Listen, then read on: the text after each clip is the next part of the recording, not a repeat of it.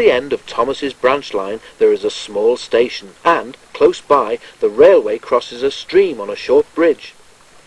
As the snow melted, the water in the stream rose higher and higher, rushing and swirling in its hurry to reach the river at the bottom of the valley. Each time he passed the place, Percy watched the water anxiously.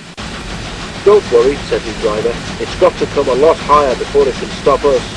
Percy shivered. He could remember the time when he'd been stuck in a flood. He had got very cold and very wet. Next morning, Toby came up from the harbour. "No problem with the stream," he said cheerfully. "The water is much lower today." "That's good," said Percy.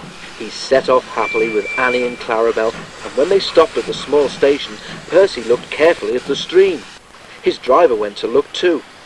Toby was right. The water level was much lower. "All's well, Percy," said his driver. "Come on, we've got a timetable to keep." They hurried to the junction, where Henry was waiting for them. "When is Thomas coming back?" asked Henry. "If he does," he added, "I shouldn't be surprised if he decides to stay as a museum piece. He's old enough." He puffed away, chortling at his own wit. Annie and Clarabel were most upset.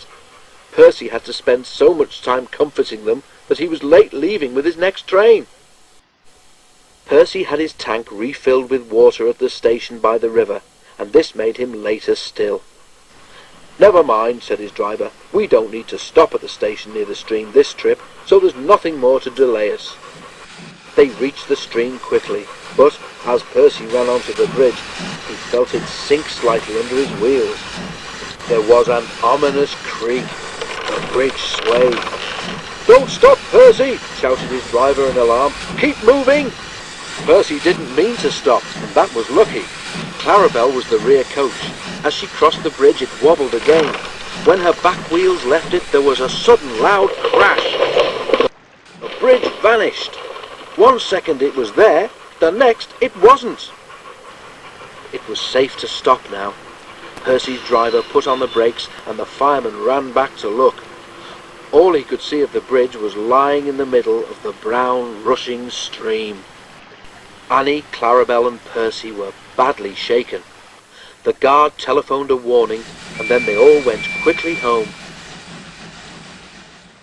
The Fat Controller closed the line while the bridge was mended. At first Toby and Percy enjoyed their rest, but they soon grew bored. When the bridge was repaired, Daisy had recovered from her snowy ordeal too, and things returned to normal. But for some time afterwards, Percy was extra careful whenever he crossed the stream in which he had almost had a bath.